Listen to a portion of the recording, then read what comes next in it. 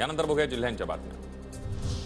नाशिकमध्ये कांद्याच्या जागी हरभरा आणि ज्वारीची लागवड, कांद्याबद्दल सरकारच्या निर्णयामुळे शेतकऱ्यांची कांदा लागवडीकडे पाठ। नंदुरबार जिल्ह्यात पपई दराचा प्रश्न चिघळला। स्वाभिमानी शेतकरी संघटना आणि व्यापारी यांच्यातील बैठकीला व्यापारी उपस्थित नसल्याने तणाव।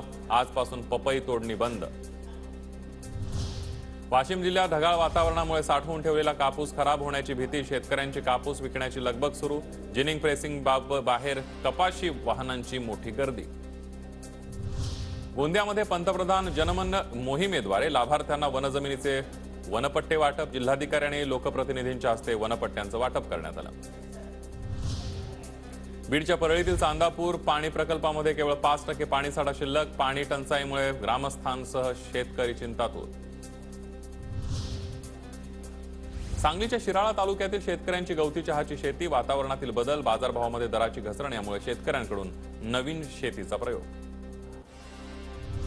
भंडाऱ्यामध्ये जिल्हाधिकारी कार्यालयासमोर सर्व पक्षांचं आंदोलन। ईव्हीएम हटाओ देश बचाओ स्वाक्षरी मोहिमेला नागरिकांचा मोठा प्रतिसाद।